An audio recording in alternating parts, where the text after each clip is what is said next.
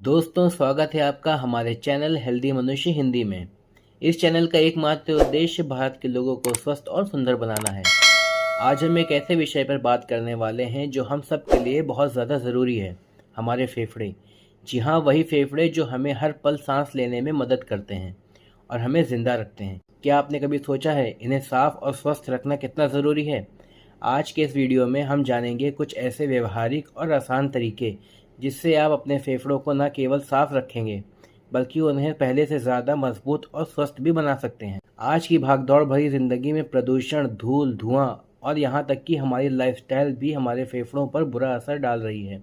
सोचिए, जब हम सांस लेते हैं तो यह सारी गंदगी हमारे फेफड़ों में जाती है और धीरे धीरे यहाँ जमा होती जाती है, जिससे फेफड़े कमज़ोर होने लगते हैं और हमें सांस लेने में दिक्कत, खांसी और कई गंभीर बीमारियों का सामना भी करना पड़ता है, जैसे अस्थमा, ब्रोंकाइटिस और ऐसी कई बीमारियां।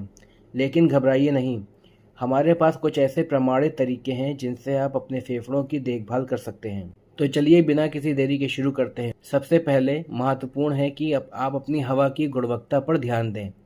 हम सब जानते हैं कि भारत की हवा में प्रदूषण है, लेकिन क्या आप जानते हैं कि घर के अंदर की हवा भी प्रदूषित हो सकती है? या पेंट, क्लीनिंग प्रोडक्ट, यहाँ तक कि पालतू जानवरों की वजह से भी हो सकता है। तो सबसे पहली व्यवहारिक चीज़ जो आप कर सकते हैं वो अपने घर में एक एयर प्योरीफायर लगाना। मैंने खुद अपने बेडरूम में एक एयर प्योरीफायर लगाया है और रात को मेरी नींद की गुणवत्ता में बहुत सुधार हुआ, क्योंकि मुझे साफ हवा मिलती रहती है। दूसरा, अपने घर को हवादार रखें।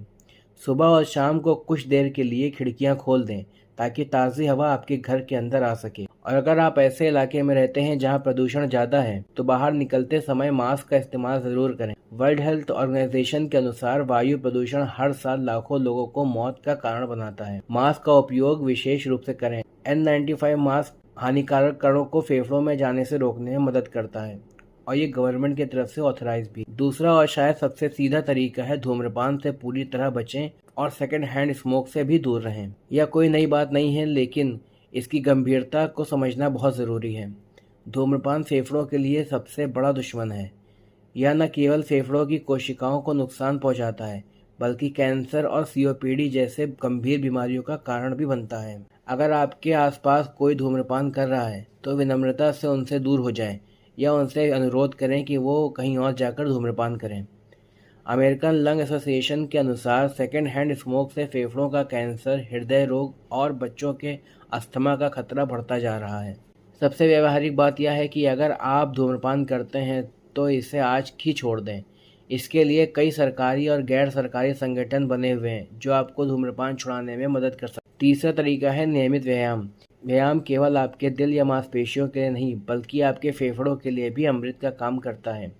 जब आप व्यायाम करते हैं तो आपके फेफड़ों को ज़्यादा ऑक्सीजन की ज़रूरत होती है, जिससे वे ज़्यादा कुशलता से काम करना सीखते हैं। हर दिन कम से कम 30 मिनट की तेज़ चाल, जॉगिंग, साइकिलिंग या तैराकी करें।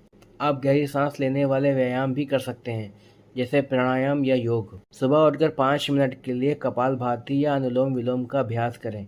यह आपके फेफड़ों की क्षमता को बढ़ाने में बहुत मदद करता है और गंभीर बीमारियों से बचाता है। जर्नल ऑफ अप्लाइड फिजियोलॉजी में प्रकाशित एक अध्ययन से पता चला है कि नियमित एरोबिक व्यायाम फेफड़ों की कार्यक्षमता को बढ़ाने में मदद करता है। चौथा तरीका सही खान पान और पर्याप्त हाइड्रेशन।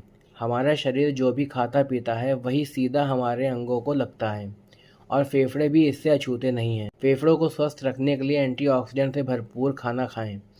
हरी पत्तेदार सब्जियां जैसे पालक, फल जैसे जामुन, संतरा और हल्दी, अदरक, लहसुन जैसे मसाले भी अपनी डाइट में शामिल ज़रूर करें। यह खाद्य पदार्थ फेफड़ों को नुकसान पहुंचाने वाले फ्री रेडिकल से लड़ते हैं। पर्याप्त पानी भी उतना ही ज़रूरी है। दिन भर में कम से कम 8 से 10 गिलास पानी पीने का नियम बनाएं। पानी फेफड़ों में बलगम को पतला करने में मदद करता है, जिससे वह आसानी से बाहर निकल जाते हैं। अमेरिकन सोसाइटी फॉर न्यूट्रिशन के अनुसार विटामिन C, विटामिन E और बीटा कैरोटीन जैसे पोषण तत्व फेफड़ों के स्वास्थ्य के लिए महत्वपूर्ण हैं। गहरी सांस लेने के व्यायाम और भाप लेना।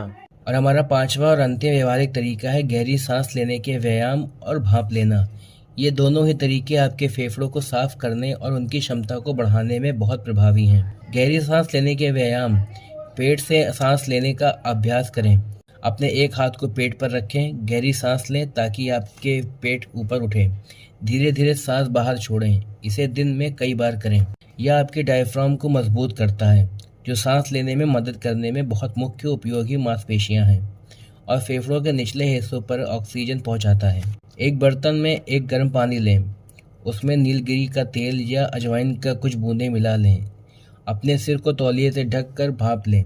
यह फेफड़ों में जमे बलगम को ढीला करने में मदद करता है और सांस लेने में आसानी होती है। यह एक प्राकृतिक डिकंजेस्टेंट है जो श्वसन मार्ग को खोलने में मदद करता है। बहुत ज़्यादा गर्म पानी का इस्तेमाल ना करें और अपना मुंह और आंखें सीधे भाप के सामने ना रखें। तो दोस्तों, ये थे कुछ व्यवहारिक और वैज्ञानिक रूप से प्रमाणित तरीके जिनसे आप अपने फेफड़ों को साफ और स्वस्थ रख सकते हैं। याद रखिए, यह कोई जादुई नुस्खा नहीं है, बल्कि एक जीवन शैली में बदलाव है जिसके परिणाम आपको धीरे धीरे दिखेंगे। आज से इन आदतों को अपनी दिनचर्या में शामिल करें। अपने फेफड़ों को स्वस्थ रखकर आप न केवल ज़्यादा ऊर्जावान महसूस करेंगे, बल्कि कई बीमारियों से भी बचेंगे। अगर यह वीडियो आपको पसंद आया हो तो इसे लाइक करें, अपने दोस्तों और परिवार के साथ शेयर करें और ऐसे ही स्वास्थ्य संबंधी जानकारी के लिए हमारे चैनल को सब्सक्राइब करना ना भूलें। आपके कोई सवाल या सुझाव है तो हमें कमेंट बॉक्स में ज़रूर बताएं। हम आपके जवाब देने की पूरी कोशिश करेंगे।